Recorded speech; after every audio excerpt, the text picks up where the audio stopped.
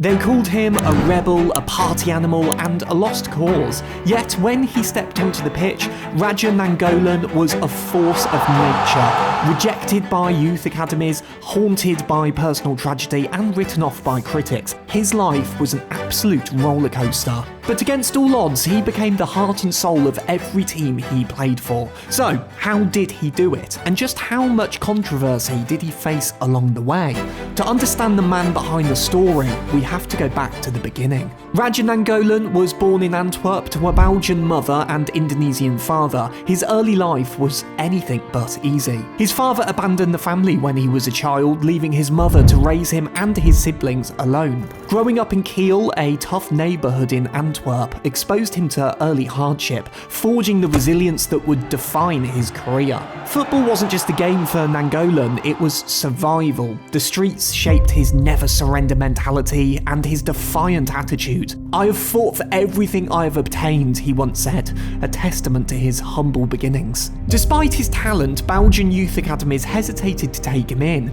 His strong-willed nature and rebellious streak raised doubts about whether he could be disciplined for professional football. His outspoken personality only added to the concerns, but rejection only made him more determined. Nangolan never shied away from speaking his mind, a trait that often landed him in hot water. He once stated, "I don't care what people think of me. I live my life the way I want to." This unfiltered honesty, while endearing to some, made him a divisive figure in the football world. Despite his raw talent and undeniable passion for the game, Nangolan faced numerous setbacks in pursuing a professional career. Several top youth academies in Belgium rejected him, citing concerns about his discipline and questioning his aggressive playing style and strong-willed personality. However, what others saw as a flaw, Nangolan viewed as his defining trait, his individuality. He was never one to conform to the rigid expectations of the footballing establishment. He always stood out from the crowd. Eventually, Nangolan found an opportunity at Germinal Beerschot, a club known for developing young talent. Then, at just 17 years old, Raja was determined to make football his career. A life-changing opportunity presented itself, a move to Italy.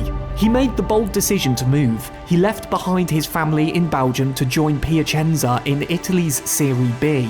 It was a difficult step for a teenager who had never lived outside his home country. Nangolan saw it as an opportunity to prove himself on a bigger stage. Moving to Italy was a leap of faith that came with its fair share of challenges, but it also marked the beginning of his transformation. His time at Piacenza laid the foundation for his professional journey, setting the stage for his eventual breakthrough into top-tier football. But just as his career was beginning to gain momentum, life reminded him that success on the field could never shield him from the hardships off the pitch. Nangolan's journey was never going to be straightforward. The battles he faced in football were only a slice of the challenges he would encounter in life. A personal tragedy was waiting to challenge him like never before. And everything he worked for was suddenly at risk. Adapting to life in Italy was anything but easy. Nangolan faced an uphill battle, but he succeeded, and in early 2010, the opportunity of a lifetime came. A move to Serie A side Cagliari. It was exciting, it was a challenge,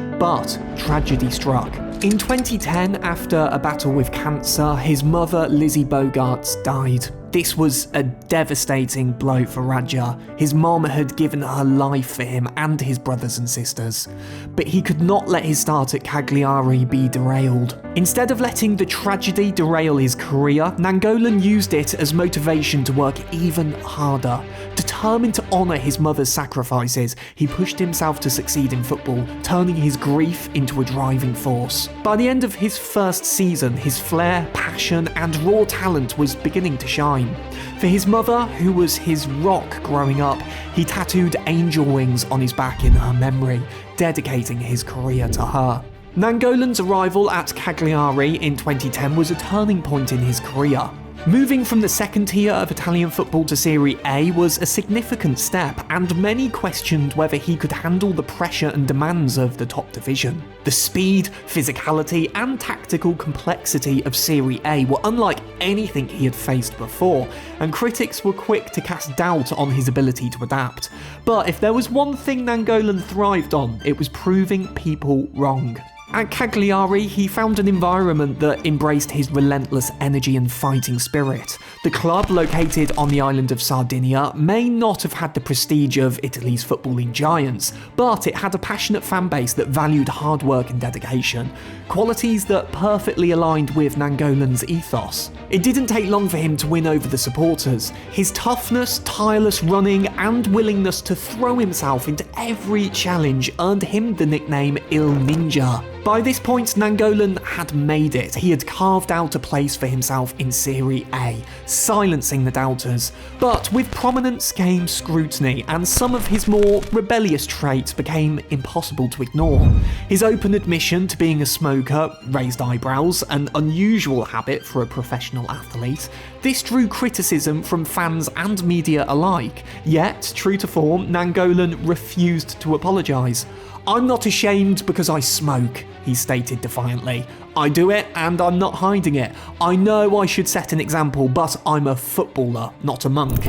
Nangolan never shied away from controversy. He embraced it. He lived football on his own terms, unapologetic and unbreakable. His rise in Italy was a testament to his mental toughness. Personal tragedy, rejection, criticism, none of it stopped him. He fought for everything.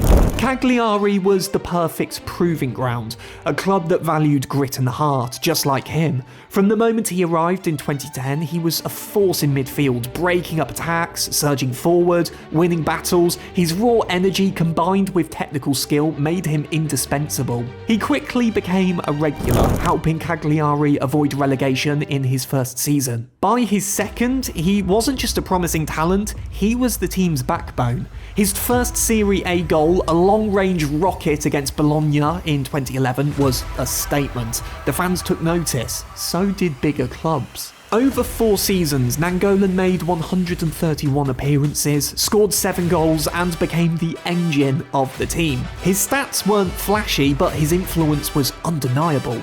He controlled games, dictated tempo, and embodied Cagliari's fighting spirit. By 2020, he added 2 goals and 2 assists, including a clutch winner against Sampdoria. Cagliari finished 11th, a respectable position for a team of their stature. Nangolan had proven himself in Serie A. Now it was only a matter of time, but he made him a larger-than-life figure in Sardinia.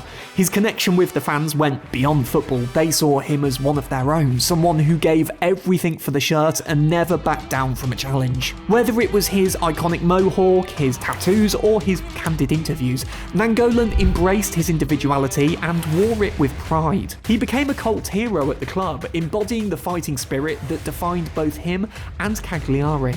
But while the fans adored him, his relationship with the media was far more complicated.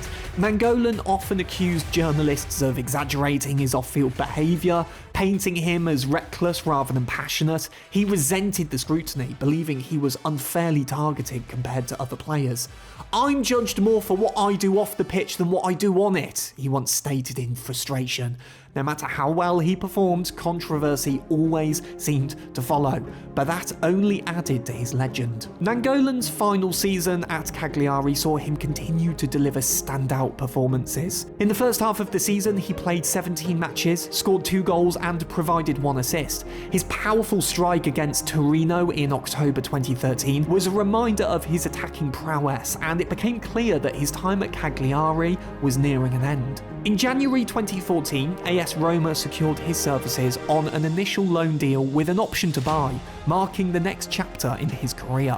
Nangolan's dominance at Cagliari didn't go unnoticed. In 2014, AS Roma came calling, a club with Champions League ambitions, a city where football was a religion. The pressure was immense, but Nangolan thrived under it. Roma fans demand warriors, not just players. They expect you to fight for the badge, and from the moment Radja stepped onto the pitch, it was clear he was built for this. At Roma, he evolved into one of Europe's best box-to-box midfielders. His relentless energy, fearless tackles, and thunderous long-range shots made him indispensable. Whether breaking up attacks or surging forward, his presence was felt everywhere. The fans adored him. His aggressive, no-nonsense style embodied everything Roma stood for. By 2016 to 2017, Nainggolan was at his peak. It was his third season at the club and the first under manager Luciano Spalletti. Roma had finished in the top 3 for 3 straight years. They even ended the previous season on a 16-game unbeaten streak. But silverware? Still out of reach. That season, Roma had one of the strongest squads in Serie A. Szczęsny in goal, Rudiger and Vermaelen at the back, De Rossi, Paredes and Nainggolan controlling the midfield. Up front, El Shaarawy, Dzeko and a rising superstar Mohamed Salah. This was their moment. They were winning games, sitting near the top of the table, but could they finally break the drought? Could this be the year Roma lifted the Scudetto? The second half of the season started strong, with back-to-back 1-0 wins over Genoa and Udinese, the latter secured by a clinical Nainggolan strike. A narrow victory against Cagliari followed, but Roma stumbled with a 3-2 defeat to Sampdoria. They rebounded emphatically, thrashing Fiorentina 4-0 with Nainggolan and Dzeko both on the scoresheet. February saw continued dominance, including crucial wins over Crotone and Torino. One of the season's standout moments came against Inter Milan at the San Siro, where Nainggolan delivered a stunning brace in a 3-1 victory, reinforcing Roma's title credentials. However, the dream took a hit in the crucial derbies. A 2-1 loss to Napoli in the Derby of the Sun exposed defensive vulnerabilities, followed by a tough 3-1 defeat to Lazio. These setbacks cast doubt on their ability to keep pace with Juventus. By April, the title race was tight, with Juve maintaining a narrow lead. Before their showdown, Roma kept the pressure on with emphatic wins over Bologna 3-0, Pescara 4-1 and AC Milan 4-1. With Juventus eyeing a 5th consecutive title and a squad stacked with world-class talent, Roma's hopes rested on their upcoming clash. A victory would keep their Scudetto dreams alive. As the fixture approached, the question lingered: could Roma finally break their title drought and clinch the Scudetto, or would their efforts fall short once again? The stage was set for the fight against the Old Lady. Sunday evening in Rome at the emblematic Stadio Olimpico. 53,000 people in attendance. Things went sour very quickly. In the 6th minute, after a corner, the Roma defence scrambled and allowed Kwadwo Asamoah to shoot from outside the box and hit the left post. Juventus exploited the defensive mistakes that plagued Roma all season. In the 21st minute, centre mid Storaro lobbed a ball to Higuain and easily passed it to Lamina inside the box for a tap-in. Roma was now down by 1 goal early on in the game. A quick bounce back is what they needed now. In the 25th minute, they secured a hard-fought rebound inside the box thanks to Daniel De Rossi. Now tied, the game was anybody's, but Juve kept pressing and shooting. Roma's chance came in the 56th minute, thanks to a beautiful finish by El Shaarawy. Then, in the 65th minute, on the right side of the box, Mohamed Salah and Radja Nainggolan were on the same wavelength. Salah held the ball, waited for Radja to be in the perfect position inside the box, and thanks to a clean pass, Nainggolan was able to smash it into the back of the net. Roma 3, Juve 1. The title race was alive. This goal represents Nainggolan's tenacity, leadership and sheer determination. It's what made him a standout performer for Roma and every club he's played at. Whether it was scoring crucial goals, orchestrating plays from midfield or rallying his teammates, he embodied Roma's fighting spirit. The season ended with Juventus number 1 and Roma number 2. They might have not won this time, but the next season they had a shot at something bigger, the Champions League trophy. During the 2017-2018 season, Roma proved they were a team to be feared despite their lack of Serie A titles. Their European campaign was nothing short of spectacular, and Nainggolan was at the heart of this dream run. But while he was leading the charge on the pitch, controversy was never far behind. 2017 had barely begun when Nainggolan found himself at the centre of a scandal. On New Year's Eve in 2017, he posted a live video on Instagram where he was seen drinking. drinking, smoking, and using foul language while celebrating with friends. The footage quickly went viral, sparking outrage among fans and the club's hierarchy. AS Roma responded swiftly, fining him for his behaviour and dropping him from the squad for their next match. It was an embarrassing moment at the start of a year filled with Champions League aspirations, but Nainggolan, in typical fashion, faced the backlash head-on. "I'm sorry for what happened. I had a bit too much fun on New Year's Eve and I made a mistake," he admitted. While the apology helped smooth things over, the incident was a reminder that his rebellious streak, the same one that had defined his career, could also land him in trouble. Roma topped their Champions League group, setting up a round of 16 clash against Shakhtar Donetsk. The first leg in Kharkiv was tough. Roma took the lead but fell 2-1.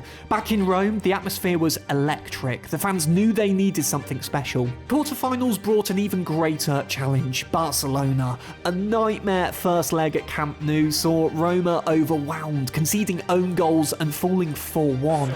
Dzeko's late strike provided a lifeline, but the odds were against them. Then came the night that would go down in history. The second leg at the Olimpico was the perfect storm. Roma needed 3 goals without conceding. Could they pull off the impossible? Nainggolan, playing in an attacking role, was up against Barcelona's elite, but he held his ground. Dzeko struck early in the 6th minute, igniting belief. Pressure mounted on Barcelona. In the 58th minute, De Rossi slotted home a penalty, 2-0. The dream was alive. In the 65th, Nainggolan nearly scored the goal of his life, a flying half volley denied only by the keeper. Rome held its breath. Then, in the 82nd minute, the moment arrived. Kostas Manolas, the man who had scored an own goal in the first leg, rose above the Barcelona defence and buried a header. The Olimpico erupted. Roma had done it. A 3-0 victory, 4-4 on aggregate. They advanced on away goals, completing one of the greatest comebacks in Champions League history. But the journey wasn't over yet. Roma and Raja still had something left in the tank. The semi-finals, Liverpool, Mohamed Salah, the hardest match of the season. Anfield was a fortress and Roma walked straight into the storm. The match started and the floodgates opened. Salah struck twice in the first half, Mane in the 59th. Chaos, Raja Nainggolan. He was relentless, barking orders, rallying his teammates, refusing to surrender. He wouldn't stop running until the final whistle. Then, in the 81st minute, he saw his chance. From deep in his own half, he sent a pinpoint long ball to Dzeko. To go to Dzeko. Boom! 5-1, a pulse. Minutes later, the ball landed at Nainggolan's feet just outside the box. He unleashed a thunderbolt, deflected by a Liverpool defender's hand. Penalty. Perotti buried it. 5-2. It wasn't enough, but they needed a miracle. By half-time, they were 7-3 down on aggregate, and hope was slipping away. Then came the push. Dzeko scored in the 52nd. The Olimpico roared. They kept coming, chance after chance. Time was running out. 80th minute, Nainggolan, 25 yards out, bang! Bottom left corner, 7-5. 92nd minute, another penalty. He converted, 7-6. Too little, too late. Roma's Champions League run was over, but Nainggolan had left everything on the pitch. Nainggolan's time at Roma ended in controversy. After 4.5 seasons of warrior-like performances, the club's management, particularly sporting director Monchi, pushed him out. Nainggolan later claimed his move to Inter Milan in 2018 was forced upon him, a bitter end to his beloved stint in the capital. But at Inter, things didn't go as planned. His arrival was supposed to be a statement signing, yet behind the scenes, trouble brewed. He clashed with coach Luciano Spalletti over disciplinary issues, and by December 2018, the club suspended him for repeatedly arriving late to training. His performances were inconsistent, and despite flashes of brilliance, his time at Inter felt like a battle he could never fully win. By 2019, they had seen enough. He was loaned back to Cagliari.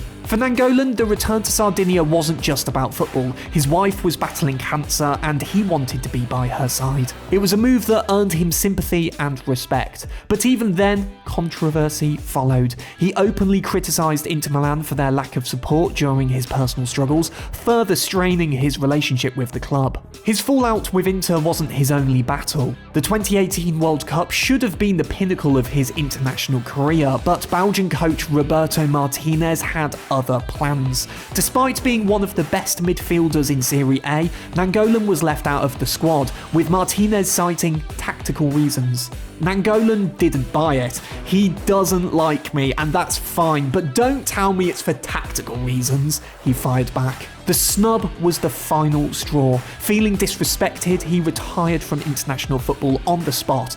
I don't fit into their system because I'm not a yes man, he later said, criticising the Belgian Football Association for favouritism.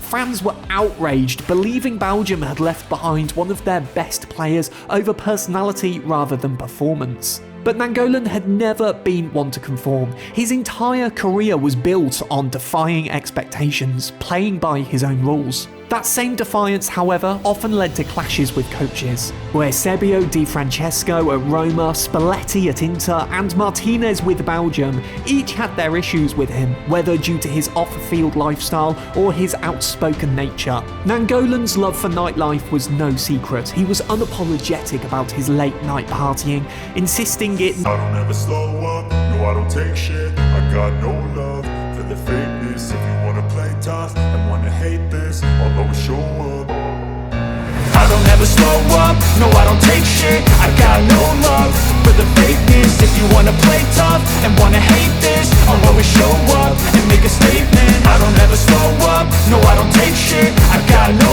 love for the fakeness. If you wanna play tough and wanna hate this, I'll always show up and make a statement. Everything I do so instinctive and so passionate. Every word I move so descriptive like an adjective. I got a vendetta against people who patented being negative when you should be getting after it.